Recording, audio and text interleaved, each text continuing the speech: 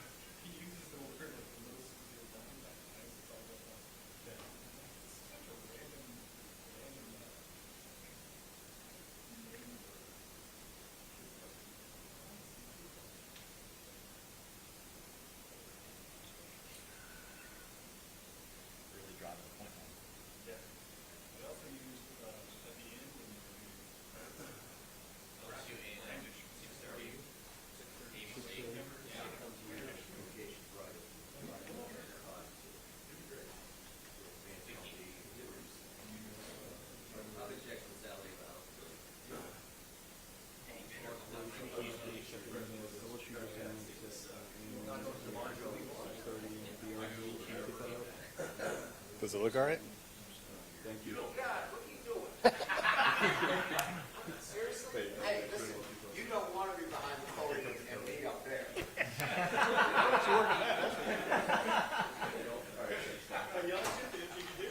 You should see my openers if it's you.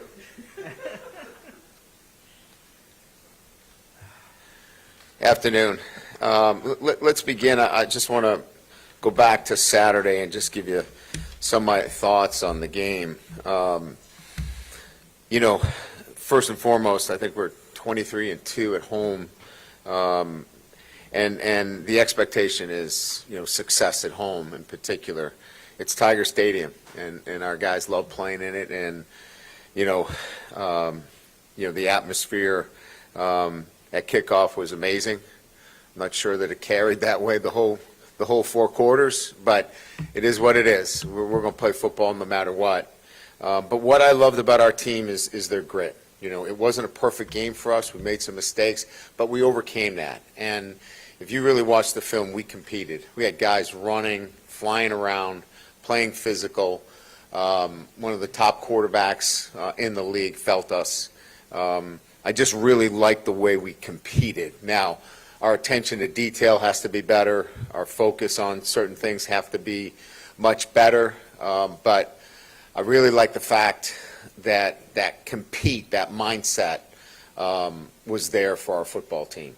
Other things that really stood out after you watch film is that we ran off the ball for the first time with the offensive line. We got off the ball. Now, we got to sustain, and sustainability is will and want to, and we got to get more of that. I thought we did a great job in protecting our quarterback. No sacks against one of the elite pass rushers in Stewart in the league. He is an outstanding athlete, and I was proud of our guys in keeping our quarterback clean. So some of the real foundational principles of being successful are in place. Some of the things that allow you to extend games and get away from your opponent, they're not in place. 73-yard run, yet we bottle up the run the whole game, but we're not in the right place when we should be, and we know that. So that's attention to detail. That's staying focused. Offensively, the turnovers, those are details that have to be cleaned up. Our tough territory coming out, we've got to be much better. We've got to set up field position with first downs in those tough territory areas. We have not been good enough there. We've put our defense in shorter fields because we haven't been able to, get first downs needed in when the ball is backed up. And, of course, in our blue zone, 5-yard going in, 10-yard going in, that clearly has to be much better. So we know the areas that we need to improve on. They're all very much within our grasp of doing so. But we're going to have to do it over this next stretch. We're going to have to go on the road against Vanderbilt, who's a disciplined, well-coached, fundamentally sound football team, and do a great job in the running game. And so we're going to have to be better, quite frankly, in all the areas that I mentioned. But the foundational principles are exciting for me that I'm seeing, and now we've got to build off of those. So that's a little bit about the game itself. We know what we're getting. Clark Lee, obviously, coached with me. He's an outstanding coach. He's a great communicator. He's process-driven, and you can see that in the way their football team plays. So it'll be a great challenge going on the road. 11 a.m. start.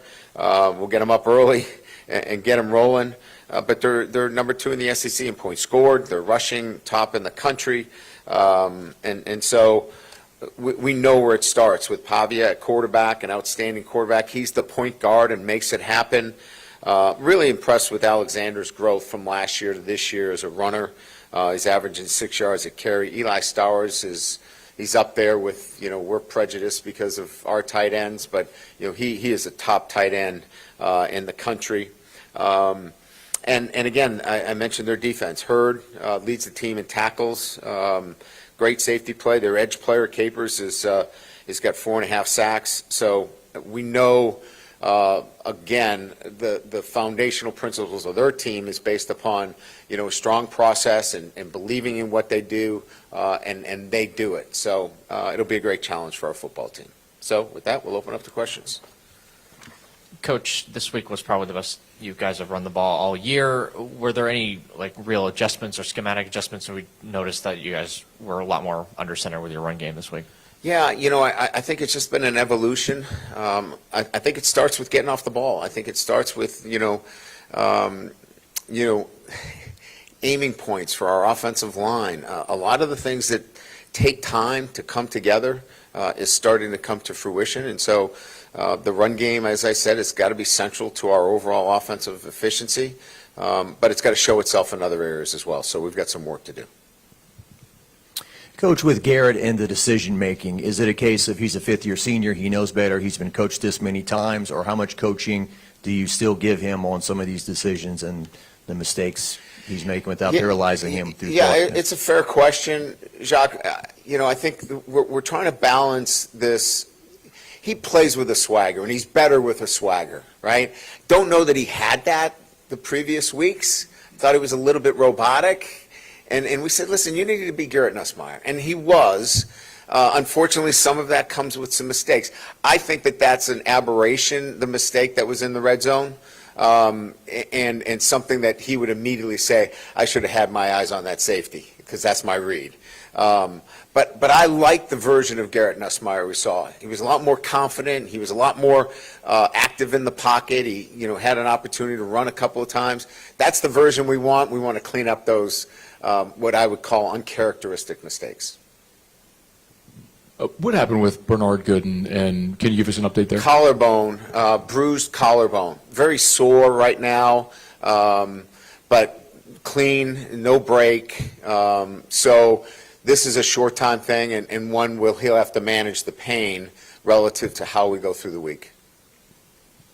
Right. I'm sure through your career you've had guys like Diego Pavia who kind of elevate everyone else around them. Yeah. As the opposing coach, how do you coach your team to prepare for that guy who's going to bring out the best in his team? Make him one-dimensional. I think that those dual-threat quarterbacks, if they can do both, you're in trouble. So we've got to really do a great job in the running game. And not to say that he can't throw the ball, because he can. They average over 200 yards throwing the football, and he's capable. But I think if you're trying to choose one or the other, he's going to kill you if he runs. So we're going to take the path that we need to be really good against the run, and then put them in predictable situations. They're the best in the country in third down because they're in third and short most of the time.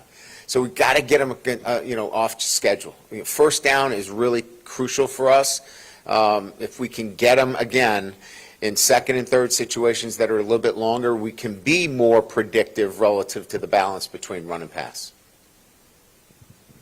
And with Jamari Butler, what's the status of him? And He has an ankle, lateral though. It's not high ankle. And I would say that he's probable if we were to put out a report. We got good news on that as well. I think we got good news on all of the injuries that we had. I'll give you a quick rundown so we can get through it. Aaron Anderson looked good. We'll continue to progress with him. Caden Durham had, a hip pointer, which was mild, but one that affected him a little bit. He'll be fine.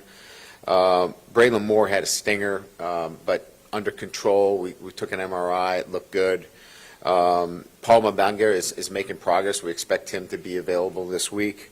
And Nussmeier had a slight ankle sprain, not a high ankle sprain, but a medial, and we feel like he's going to be fine. So those are the top guys. We talked about Gooden with the collarbone, Jamari with the ankle, and then Whit Weeks is just from his injury, he's sore. But that's our entire injury report.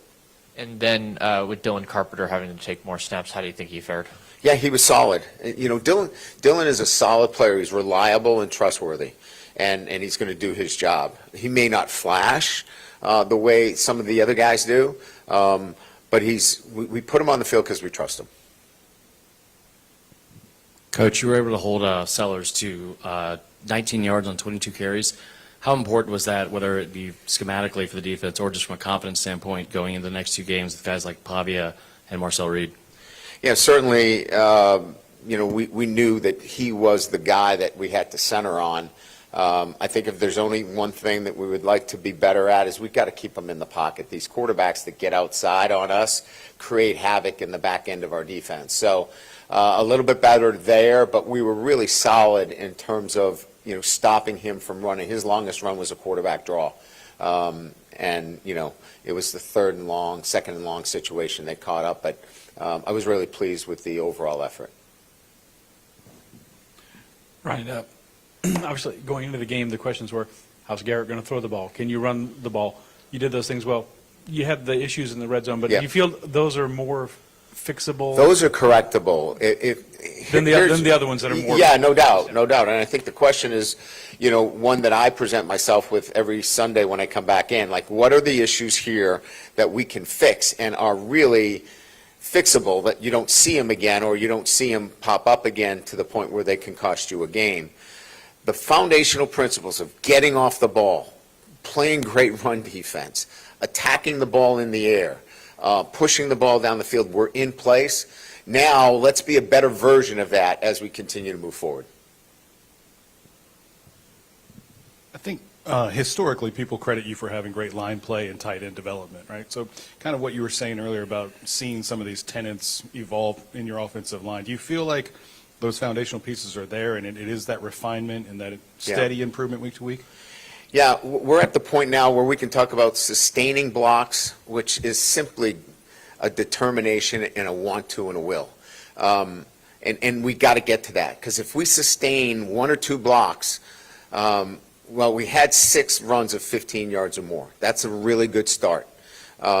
We could have had 3 or 4 that were of 50 or more. And we just need to sustain. I couldn't get to sustaining blocks if I couldn't get off the ball. Now we're getting off the ball. Now we got to sustain blocks. We got to hold on to those blocks. It can't just be contact and that's it, because those guys are folding back in and making plays. So we're at a next stage if we continue to do what we're doing, which puts us in a really good place. Brian, I know of at least one team, but there was a team last year that went to Nashville and lost, and they were a big favorite. Like, do you guys talk about that at all? No, we have a respect for Vanderbilt. You just watch the film. They're so disciplined. They do the things the right way. They're a hard football team. They're a mature football team. This is a mature team. They've got 5th and 6th year and 7th, 8th, 9th. I don't know. They've been forever. But they are well coached and disciplined, and so you know what you're going to get in the SEC when you play a team of that caliber. And their record now has spoken for themselves. So you don't have to go in and, hey, this is what you got to be worried about Vanderbilt. No, they know what Vanderbilt's done. They've got work. They have a resume. Now, it's not a long resume, but it's a real resume with the same players. So that's why we don't need to get into those kind of, hey, remember what they did to Alabama. We just need to look at last year's game. We won 28-21, and it was hard fought. You gave Caden Durham 15 carries. Is there a positive thing in a running game when you give a guy 15 carries, he warms up, as opposed to 3 and 4 carries over 5 guys? Yeah, of course. Yeah, I mean, if you can get a guy into the rhythm of the game and know that he's seeing it really well, that's an advantage. There's no doubt. If it's 3 here, 4 there, you're trying to find something. Right? We weren't trying to find something. We knew what we had with counter. We knew what we had with split zone. We knew what we had with the runs. It was going to be about, can you break a couple tackles? I think the thing that Caden wants to do is not get wrapped up by the ankles. He's got to run through some tackles. And he knows that, but he plays the game the right way for us, and that's why he got the carries. I think most people have been waiting for that performance from Treyas Green for a while now. Just going back and looking at the film and looking at the way you guys used him in that game, just what kind of performance could that maybe lead to in the future for him? How he's It should be a regular occurrence, and I don't want to set him up for failure at all, because you still got to protect, you still got to run it, you still got to throw it, you still got to catch it. But he will be featured in the offense accordingly. And now, what does that do? Is it maybe cause more tension to him? If it does, then other people will be open that are really dynamic within this offense. We've got to get Barry and Brown going. We've got to find him more. He's a dynamic player. We just threw a spot route to him, and he got 7 yards after the catch. So he's a guy that we got to feature. You got Xavion that's got to get involved. Aaron Anderson's coming back. Kyle Parker's not too bad. So you can imagine, what we're trying to do here offensively is, we want to get all these pieces into the game. And if one guy gets more attention than the other, maybe he doesn't get 9 catches, but maybe somebody else opens up the field for him. And that's what a dynamic tight end does for you. Coach, it's 11 a.m. early start for Tiger fans going to Nashville. Any words of wisdom or motivation so they're at their best, so to speak, for game time? For the fans, start drinking earlier. Is that what you meant? Yeah, I figured this was Bloody Mary. Start at 6. Get going. For us, we'll practice on Wednesday and Thursday. Thursday and Friday because it's midwinter break. We have Thursday and Friday off, so we'll practice at 11 a.m. We'll get the guys up. We'll have pregame meal like it is Saturday, and we'll go through that routine on Thursday and Friday without the Bloody Marys. Last week, you talked about, in your career, what you've considered when you've made midseason changes on the offensive line. Have you and your staff given any consideration to giving Josh Thompson a try at right tackle? We did, but we're willing to live with some mistakes out at right tackle because we think his future is so bright. So when you go into that whole process of thinking about it, do you thwart his growth of what he needs to see every day? He was really good against 6 and pass protection, really good. That guy is outstanding. He's as good as I've seen. He is so quick. He's got a power move. He's got an edge move, and he did a great job. We've got to get him better in the run game, and that's where at times you want to put Josh out there. But we're going to live with him, and I'm proud of him. He's growing. He's learning this game, and that's a big part of this. O-line awareness, O-line instincts. Some have it, some don't. Some you got to really give them reps, and that's what this is about. He needs to play. I think we all noticed a little bit more zip on Garrett's balls down the field this past game. Is it as simple as stepping into your throws, and does that really have as much to do with trusting your protection as anything? All of those things are part of it, but the bottom line is he was healthy. On Thursday, I mentioned to you, we have the ball that has the GPS in it, and his numbers were up from any other time during the week. His ab injury is on the right side of it, where he feels good, and he didn't feel any pain on Sunday coming in. So that's a really, really good sign for us moving forward. With Cohen Eccles and some of the work that he was doing in the run game, how much did that really sort of help you guys the way he performed at right guard, being in there for the whole time? Yeah, I thought he was really solid for us. He gets off the ball, he gets hands on you, and he moves you. You get a dent, and he did a really, really good job. Now, he made some mistakes, but that's going to happen because he doesn't have a huge resume of work. But I liked his effort. It was really, really solid. Our guard and center play was the best it's been all year. And it happens in the triangle. That's where it has to happen. That group right there has got to get off the ball and get you some initial movement. And that's where we were better. Is Vandy kind of the ultimate case of what you can be in the modern era, because we know what they were in years past? Is it, there's no 12-0 teams, no 3-9 teams in this league? Well, what's the average difference of winning this year in the SEC is like 10 points. That's the average. It was 17.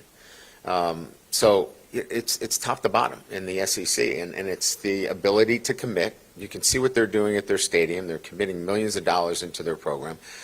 Starts with an institutional commitment, then leadership, and then the ability to develop your players and putting a roster together. All those three things have hit at Vanderbilt, and quite frankly, they've hit at the same time, all of those. And so that's why you got a good football team you're playing.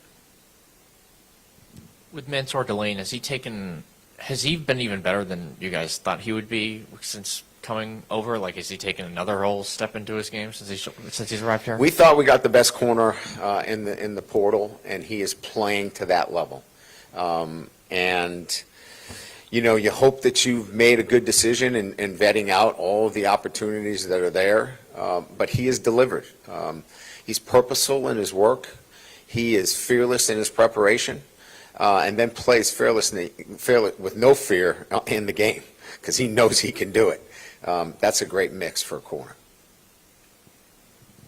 Just the teaching moment that you have to have with Juwan, I think, at the goal line there. Like, could you elaborate the conversations and the He was a understanding? quarterback running the ball. Like, he thought he was a quarterback, where quarterbacks have this instinct of stretching out to get the ball. You're a running back. You lower your pads, 3 points of pressure on the ball, and go through. It's a teaching moment. It's a learning moment.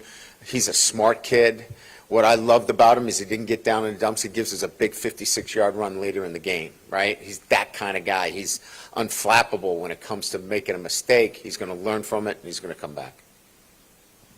And with Mansour, what was the recruiting process like with him? Were you able to talk with him at all A before lot he of came here? pleases. What can we do for you? It was a one-sided conversation, quite frankly. Once we had a connection where he wanted to be here, we did everything to consummate that deal.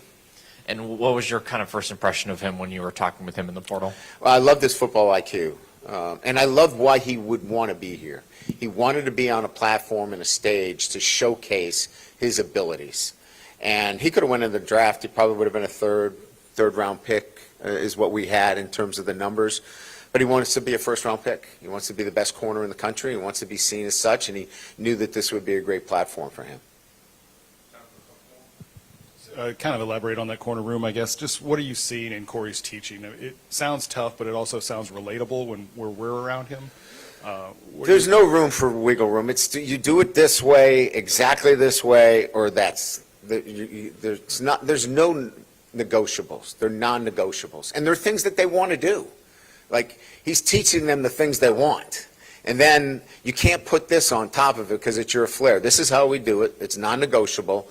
And if you want to play, this is how you do it. And the guys have adapted easily to that kind of teaching. It seems like at least every receiver at any point in time for the first 6 games have had a moment where they've dropped the ball. Obviously, Hilton drops the deep ball Saturday night. Just are those things that you guys just continue to hammer in? Is it like just a momentary lack of focus, or what goes into the drop? Yeah, I think it's just confidence. He's got to build his own confidence, in that he's capable of doing. Look, he can run by anybody. I mean, so you've got that covered. Now, just have the confidence that you're going to do it. We've got confidence in him. We keep putting him out there, or we wouldn't have confidence. We've got confidence that he can do it. Now he's got to go and have the confidence in himself, and I believe he'll do that. I mean, he's a mature player. He's a smart player. He knows he's got to make those catches, but we're going to keep going to him. Thank you. Thanks. Hey, Brian. Brian, was Nuss's first interception, was that sail on him, or was he trying to get the open? The first interception? Yeah, he dropped his elbow because of my roof platform. Yeah, his platform. He drops into some of those mechanical bumps. he had 2 options.